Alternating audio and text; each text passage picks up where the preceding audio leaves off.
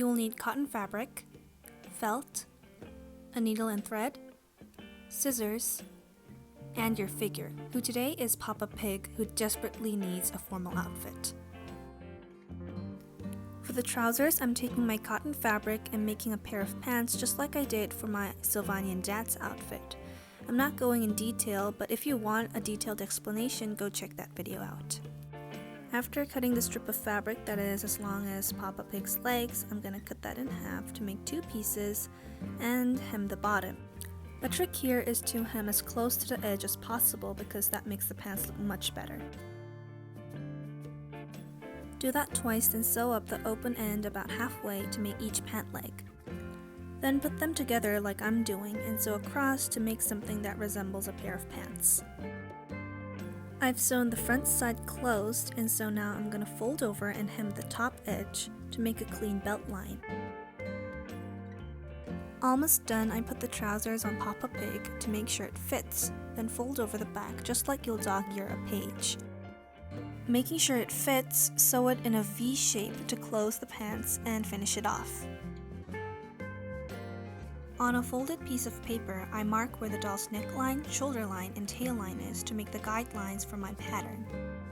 Then, according to my shoulder mark, I draw a circle to make an armhole. I know drawing a pattern seems intimidating, but it's not, so just follow me.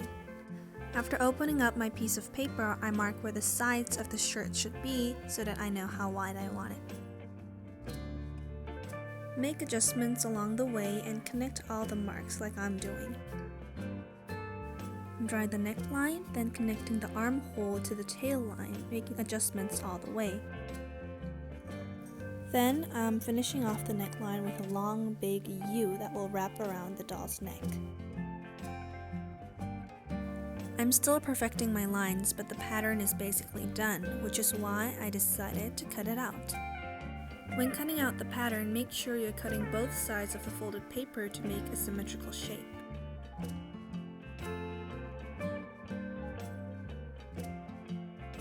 I recommend cutting the pattern out piece by piece rather than cutting it out in one snip because that makes it much easier and it's, well, basically simpler.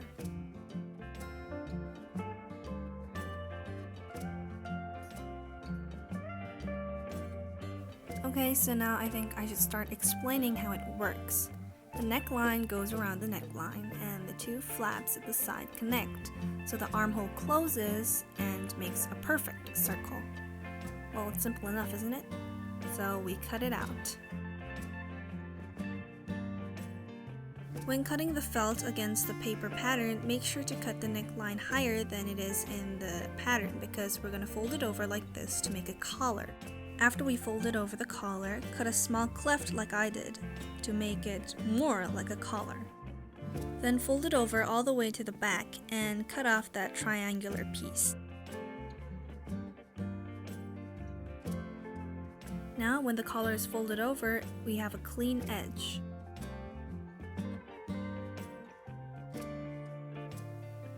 Now that the collars are in place, we're going to fold over and sew both sides to make the shirt look like a shirt.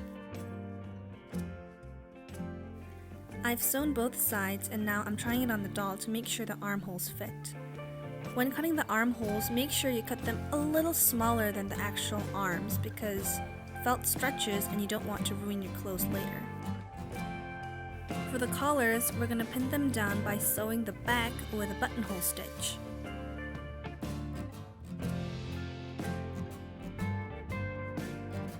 If you're using soft felt like I am, pinning the collars down is as simple as sewing them together with the back flaps.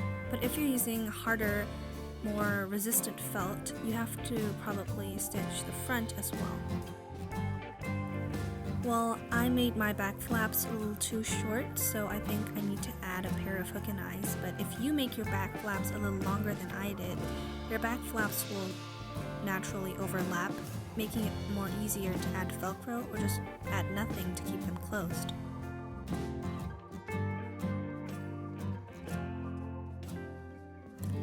So I added my hook and eyes and we're done. This is Papa Pig's formal outfit.